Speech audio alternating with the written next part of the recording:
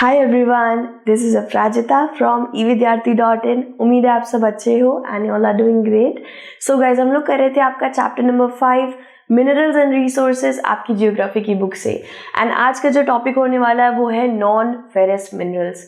सो guys, इसका छोटा भाई फेरस मिनरल्स को अगर आपने नहीं पढ़ा आप जाके पढ़ सकते हो।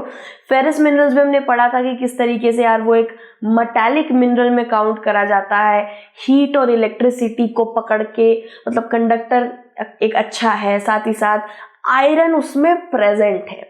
ठीक है भाई, जिस भी मिनरल में आयरन प्रेजेंट है भाई, वो मिनरल कंस्ट्रक्शन के लिए, बिल्डिंग बनाने के लिए भारी भरकम चीज़ों को उठा सकता है, क्योंकि वो अच्छा खासा रिजिड है, अच्छा खासा ताकतवर मिनरल है। ऑब्वियसली बात है, आयरन कोई छोटा मोटा मिनरल तो है नहीं, काफ़ी ज़्यादा ताकतवर मिनरल है। लेकिन यार इसकी बात करी जाए तो ये भी हीट और इलेक्ट्रिसिटी का अच्छा कंडक्टर होता है। सारे non ferrous minerals heat and electricity conduct कर लेते हैं, इलेक्ट्रिकल अप्लायंसेस में इस्तेमाल होते हैं, लेकिन कंस्ट्रक्शन में इतना इस्तेमाल नहीं होते हैं। क्यों? क्योंकि यहाँ पे भाई आयरन एब्सेंट होता है। ठीक है, सो गाइज, मैं ये नहीं कहूंगी कि पूरी तरीके से नॉन फेरस मिनरल कहीं भी कंस्ट्रक्शन या बिल्डिंग बनाने में इस्तेमाल नहीं होता है, बट यस, ये उन जगहों पे इस्तेमाल होता है, उन अप्लायंसेस में इस्तेमाल होता है जहाँ हीट और इलेक्ट्रिसिटी पनप रही हो। फॉर एग्जाम्पल गाइज, एक मिक्सर ग्राइंडर को तो उसके ऊपर बिल्डिंग तो बनानी नहीं है। एक मिक्सर ग्राइंडर बिल्डिंग को संभाल के तो नहीं रहता, वो तो बस चटनी बनाने का काम है, उसको दाल वाल पीसने का काम है। हाँ, तो उसके अंदर ये नॉन फेरस मिनरल इस्तेमाल हो सकता है। लेकिन अगर एक बिल्डिंग को खड़ा करके रखना है, उसके नीचे तो आयरन ही एक अच्छा काम करेगा ना। नॉन आयरनिक मिनरल समझ लीजिए इसको, इसमें आयरन बिल्कुल भी नहीं है। हाँ, लेकिन हीट और इलेक्ट्रिसिटी का अच्छा कंडक्टर है। ओके, सो फेरस में आयरन है, इसमें आयरन नहीं है। अब यार मेरी थोड़ी गला वाला खराब है, तो उसके लिए थोड़ा सा माफ कर देना। ठीक है, बच्चों से गलती हो जाती है, मैं बच्ची नहीं हूँ। बट यार आप लोग तो बड़े हो, मेरे लिए तो काफ़ी बड़े हो आप लोग। सो यस, आई होप आप लोग समझ रहे हो, मेरा गला वाला थोड़ा ख़राब है यार, तो बिड़ू लोग आप लोग समझ ही जाते हो। बेसिकली यहाँ पे हमने वही बात कर ली है, फेरस और नॉन फेरस में क्या डिफरेंस है। दोनों ही इलेक्ट्रिसिटी और हीट कंडक्ट करते हैं, बट आयरन किस में प्रेजेंट है? फेरस में, और एब्सेंट है नॉन फेरस में। ठीक है, बात डन है। ओके, तो यार minerals that do not contain iron क्या कहते हैं? उनको नॉन फेरस कहते हैं। बार बार क्यों कह रही हूँ? क्योंकि एक नंबर के क्वेश्चन में आ जाता है। इसके बाद यार हम बात करते हैं कि रिजर्व्स की बात करें तो reserves in production of non ferrous mineral की बात करें इंडिया में, तो यार इतना सेटिस्फैक्ट्री नहीं है। फॉर एग्जाम्पल, जैसे हमने पढ़ा था फेरस मिनरल्स के बारे में, भारत में फेरस यानी कि आयरन कंटेनिंग मिनरल बहुत ज़्यादा मात्रा में है, अबंडेंस ही भरी हुई है। ये बहुत अच्छी बात है इसके हमारे पास ताकतवर मिनरल या ऐसे मिनरल जिसका कंस्ट्रक्शन एंड बिल्डिंग बनाने में इस्तेमाल ज़्यादा होता है, अप्लायंसेस बनाने में इस्तेमाल ज़्यादा होता है, उसकी कमी नहीं है हमारे पास। लेकिन नॉन फेरस मिनरल्स की थोड़ी बहुत कमी हमारे पास है। ओके, सो यार हर चीज़ का, एक मिनरल का एक अपना एडवांटेज भी होता है, डिसएडवांटेज भी होता है, अपना बेनिफिट भी होता है। सो यहाँ पे हमारे इंडिया में नॉन फेरस सफिशिएंट क्वांटिटी में नहीं है। अब जब नॉन फेरस की बात हो रही है तो कौन कौन आ जाता है भाई नॉन फेरस में? कॉपर, बॉक्साइट, टिन, लेड, ये 4 आ जाते हैं भाई नॉन फेरस के अंदर। अब इनमें से कुछ को पढ़ते हैं। नॉन फेरस में से सबसे पहला नाम आ जाता है copper. Okay, one of the most favourite mineral है मेरा ये। ठीक है, बचपन में तो मुझे पता भी नहीं था कि ये मिनरल है। Okay, this one is a copper jewel अंगूठी बोल देते सीधा, कॉपर की अंगूठी है। ठीक है, मुझे कॉपर पहनना बहुत अच्छा लगता है। इसके अपने में ही स्किन और बॉडी को लेके बहुत बेनिफिट्स होते हैं। सिर्फ इधर ही नहीं गाइस, कॉपर हमारे इंडस वैली सिविलाइजेशन के वक्त से चला आ रहा है। Copper, silver, bronze, gold, iron तब नहीं था गाइस, इनका इस्तेमाल करा जाता था। आज के वक्त पे भी गाँव में या बहुत सारे जगहों पे इनके ही भगोने में, इनके ही ग्लास में पानी पिया जाता है। इवन अगर आप एक मारवाड़ी या राजस्थानी बढ़िया रेस्टोरेंट में जाओगे ना, तो इधर ही खाना, ऐसे ही खाना दिया जाएगा। इवन साउथ में भी इनके ग्लास में ही पानी पीना पसंद करते हैं। ठीक है, सो कॉपर के भी बहुत सारे बेनिफिट्स होते हैं यार। कॉपर आरओ भी आ गया आजकल। Yes, so copper is a non ferrous mineral guys. ये डक्टाइल है, मैलिएबल है और is a very good conductor okay of heat and electricity. So basically ductile का मतलब सबसे पहले समझते हैं। ठीक है, यहाँ पे भाई लिख देते हैं आपके लिए, ये डी नहीं लग रहा है भाई, ए लग रहा था। डक्टाइल कि बुक में मेंशन है यार। डक्टाइल का मतलब होता है जिसको मार मार के थिन वायर्स में कन्वर्ट कर सके। इसको थिन वायर में कन्वर्ट करा जा सकता है, तारों में। इट मीन्स इलेक्ट्रॉनिक जो तारे होती है उसमें ये इस्तेमाल होता है। कभी यार टीवी की तार वार फाड़ के देखना, ऑब्वियसली बात है फिर पापा मेरा सर खोपड़िया को फाड़ेंगे, तो ऐसे कभी मत करना। जो डिस्ट्रॉयड तार होगी उसको लेके देखना यार, उसके अंदर ना कॉपर की तारें होती हैं, ठीक है, जो चमक रही होती है, थोड़ी ये चमकती भी हैं। फिर बात आती है मैलिएबिलिटी की, ठीक है। मैलिएबिलिटी क्या होती है? बेसिकली मैलिएबिलिटी का मतलब है जिसको आप तार तो बना ली हमने इससे, अब इसको हैमर से मार मार के आप शीट बना सकते हो, कोई भी अलग शेप आकार दे सकते हो without even breaking. So copper में ये भी एक अच्छाई है कि इसको मार मार के कोई भी शेप दीजिए, कोई भी बर्तन बनाइए, ये टूटेगा नहीं, ये कटेगा नहीं, क्रैक नहीं होगा। ओके, सो लेड हो गया, बॉक्साइट हो गया, कॉपर हो गया, जिंक हो गया एंड गोल्ड हो गया। ये सब आपका नॉन फेरस में आता है, आपको बताया जाएगा, ठीक है, क्वेश्चन में बता दिया जाएगा भाई इसके नाम लिखिए नॉन फेरस के, तो लिख देना भाई, ठीक है। अब हम बात जैसे कॉपर की कर रहे थे, तो कॉपर का इलेक्ट्रिकल आइटम्स में बहुत इस्तेमाल होता है गाइज। इलेक्ट्रिकल आइटम्स में देखिए गाइज, अब इलेक्ट्रिकल आइटम ऐसे हैं कि उसमें घुसा के कभी देखा तो नहीं है, लेकिन हाँ you can say electrical items में तारों के अंदर, बड़ी बड़ी मशीन्स के अंदर, आगे बिजली घर वगैरह में इसका इस्तेमाल काफ़ी ज़्यादा होता है। साथ ही साथ स्किन बेनिफिट्स हैं, बॉडी के बेनिफिट्स हैं, इसमें पानी पियो, बढ़िया बात है। इसके ज्वेलरी बनती है, इससे मशीनरी बनती है, इलेक्ट्रिकल आइटम में ज़्यादा इस्तेमाल होता है, ठीक है।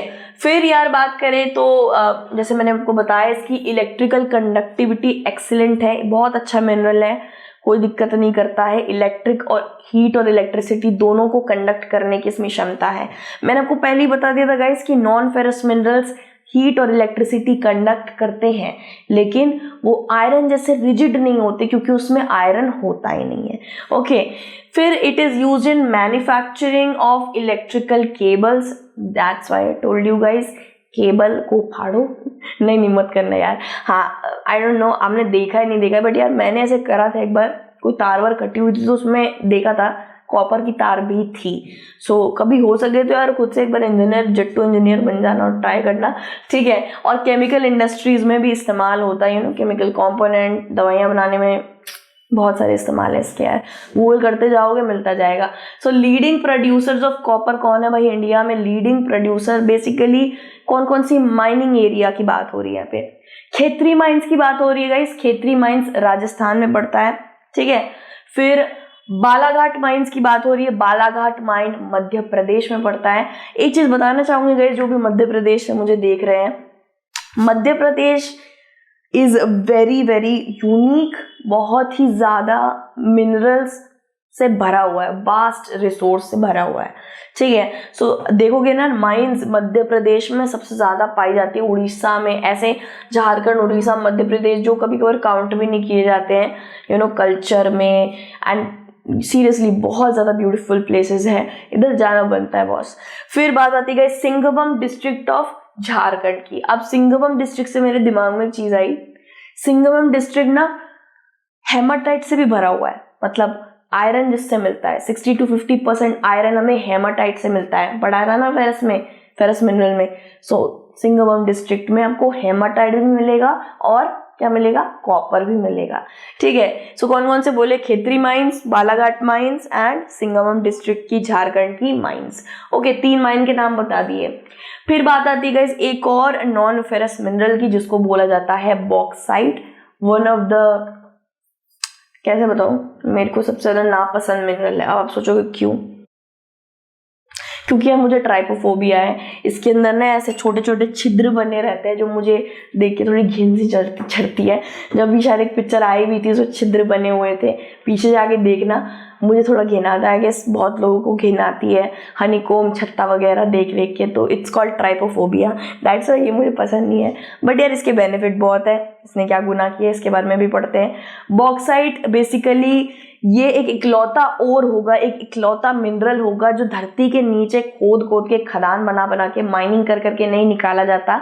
ये धरती के ऊपर ही मिल जाता है उनको, ठीक है। सो गाइस इरोजन और वेदरिंग तो आपने पढ़ा ही होगा। इसके अंदर क्या होता था गाइस, पत्थर आते हैं, टूटते हैं पानी और हवा से, टूट के बिखर के फिर वो एक साथ जुड़ जाते हैं पानी और हवा से, नेचुरल एजेंट से जुड़ जाते हैं, फिर उसका रंग बदल जाता है, उसकी आकृति बदल जाती है, दैट्स व्हाई इसमें छिद्र छिद्र हो रखे होते हैं। सो वेदरिंग और इरोजन के तरीके से ये बनता है, ओके। कोई अंदर नीचे मैग्मा या लावा से नहीं बन रहा है, ये नॉर्मली वेदरिंग एंड इरोजन से बनता है, ये धरती की सतह के ऊपर, ओनली बॉक्साइट, ठीक है। सो गाइस बॉक्साइट की बात करी जा रही है तो बॉक्साइट का सबसे बड़ा कारक ये है कि इससे एल्यूमिनियम बनता है। एल्यूमिनियम फॉइल देख के आ जाओ गाइस, हाँ मैं उसी एल्यूमिनियम की बात कर रही हूँ। 90%, कोई छोटा मोटा परसेंट नहीं है गाइस, 90% बॉक्साइट से ही एल्यूमिनियम बनता है, ये आपको याद रखना है, ठीक है। एल्यूमिनियम से बहुत सारी चीजें बनती है गाइस, केमिकल इंडस्ट्री में, मैन्युफैक्चरिंग में, बिल्डिंग बनाने में, कंस्ट्रक्शन में, फॉइल पेपर बनाने में, मेडिसिनल पर्पस के लिए भी, फार्मास्यूटिकल पर्पस के लिए भी, इसके बहुत सारे यूजेज है एल्यूमिनियम के। और ये कहाँ से रहा है, बॉक्साइट से आ रहा है, याद रखिएगा, ठीक है। एंड गाइस देखा जाए तो बॉक्साइट की बात करी जाए तो क्लेई सब्सटेंस होता है। क्ले तो हमने यार बचपन में खेला ही होगा, ऐसे ऐसे करके क्ले, तो इसमें पानी मिला दोगे थोड़ा क्ले सब्सटेंस हो जाएगा, मतलब इसके पत्थर पे पानी डालोगे बड़ी जल्दी टूट जाएगा, ठीक है। सो क्ले सब्सटेंस होता है, पहली बात तो ये। एंड ये एल्यूमिनिया की भी आप बात कर रही है, bauxite is clay like substance from which alumina, अब एक नया नाम आया गया सामने, एल्यूमिना या एल्यूमिनिया, जो कहना आप कह सकते हो। यहाँ पे सबसे पहले एक गुत्थी समझानी मुझे जरूरी है, ठीक है। यहाँ पे आपको ना दो नाम बार बार आ रहे हैं, एक है एल्यूमिना और दूसरा है एल्यूमिनियम। अब ये मत सोचना कि ये दोनों सेम है, नहीं, ये दोनों सेम नहीं है गाइस, दोनों के दोनों डिफरेंट है। एल्यूमिनियम का और एटॉमिक नंबर 13 पड़ता है और एल्यूमिना एक केमिकल कंपाउंड है, ठीक है। एल्यूमिना से एल्यूमिनियम आता है, ये आपको याद रखना है, ओके। एल्यूमिना से एल्यूमिनियम आता है, एल्यूमिनियम फॉइल जिससे बनता है एल्यूमिनियम, ये बड़ी बड़ी वायर, तार, क्या कहते हैं इसको, पाइपें जो बनती हैं, ठीक है। सो एल्यूमिना से एल्यूमिनियम निकलता है और बॉक्साइट से भी एल्यूमिनियम निकलता है। एल्यूमिना से कितना निकल रहा है वो नहीं पता, लेकिन सबसे ज्यादा बॉक्साइट से निकलता है जो है 90%, ओके, ठीक है। गला खराब है इसलिए परसेंट का परसेंट हो गया है, ठीक है। सो अब यहाँ पे बात करते हैं गाइस, एल्यूमिनियम आपको सबसे ज्यादा कहाँ मिलेगा, अमरकंटक प्लेटू, ठीक है, चिंता मत करो मध्य प्रदेश में है ये भी। Maikala hills, okay, Maikala hills again east Madhya Pradesh Chhattisgarh में पड़ जाता है, ठीक है। एंड फिर बात आती है बिलासपुर कतनी, अगेन मध्य प्रदेश। सो बिलासपुर कतनी, अमरकंटक और माइकला हिल्स, ये तीनों की तीनों जगहों पे आपको भर भर के एल्यूमिनियम मिल जाएगा, जाना मत, निकाल नहीं पाओगे। तो बॉक्साइट डिपॉजिट गाइज सबसे ज्यादा मध्य प्रदेश में है, ये हम जानते हैं, लेकिन दूसरा नाम अगर पूछोगे तो दैट इज उड़ीसा में सबसे ज्यादा आयरन तो मिलता ही है, साथ ही साथ 49% तो बॉक्साइट भी मिलता है, यानी कि एल्यूमिनियम का खजाना बड़ा है यहाँ पे, ठीक है। सो टोटल प्रोडक्शन गाइज 49% दिखाई थी भाई उड़ीसा में, 2016 एंड 17 के सेंसस रिपोर्ट में पता चला था, ठीक है। कहाँ पे यार उड़ीसा में बात हो रही है, पंचमपटमली डिपॉजिट्स, कोरापुर डिस्ट्रिक्ट या उड़ीसा, ये मैंने एक्स्ट्रा पॉइंट डाले हैं। आप अगर मध्य प्रदेश याद नहीं आ रहा तो उड़ीसा भी लिख सकते हो, यहाँ पे भी बॉक्साइट के डिपॉजिट भरे हुए हैं, okay. So aluminium is a known for strength, aluminium में आयरन जितना ही स्ट्रेंथ है गाइज, आयरन में बहुत स्ट्रेंथ होता है, भारी से भारी चीजें उठा लेता है, लेकिन एल्यूमिनियम भी कम नहीं है। It is known for its lightless weightless work, बहुत लाइट होता है but it has very much strength like iron, okay. So इसका भी मैन्युफैक्चर होता है गाइज, ये यूटेंसिल बनाने में या एज अ कोटिंग इस्तेमाल करा जाता है, इलेक्ट्रिकल गुड्स बनाने में इस्तेमाल होता है, और अभी अभी मेरे रोटी के अंदर पैक होकर आया है, मतलब फॉइल पेपर में, सच बता रही हूँ, आपको खोल के दिखा दूंगी, ठीक है। सो यार बचपन से यार ऑब्वियसली बात है एल्यूमिनियम फॉइल में खाते आ रहे हैं, मेरे घर में एल्यूमिनियम के बर्तन भी बहुत पड़े हैं, पतीले वगैरह, उसमें बिरयानी बहुत अच्छी बनती है, चिपकती नहीं है। सो बेसिकली इसके बेनिफिट तो बहुत है यार, लेकिन याद रखना बॉक्साइट से आता है 90%, ठीक है। सर हमने नॉन फेरस और फेरस दोनों को कर लिया है बढ़िया तरीके से। जे बात नेक्स्ट जो आएगा टॉपिक वो होगा non metallic minerals. And excuse for my voice, अब हमें आपको विदा करना पड़ेगा भाई। Thank you so much for watching and Jai Hind and God bless you. Love you all, bye.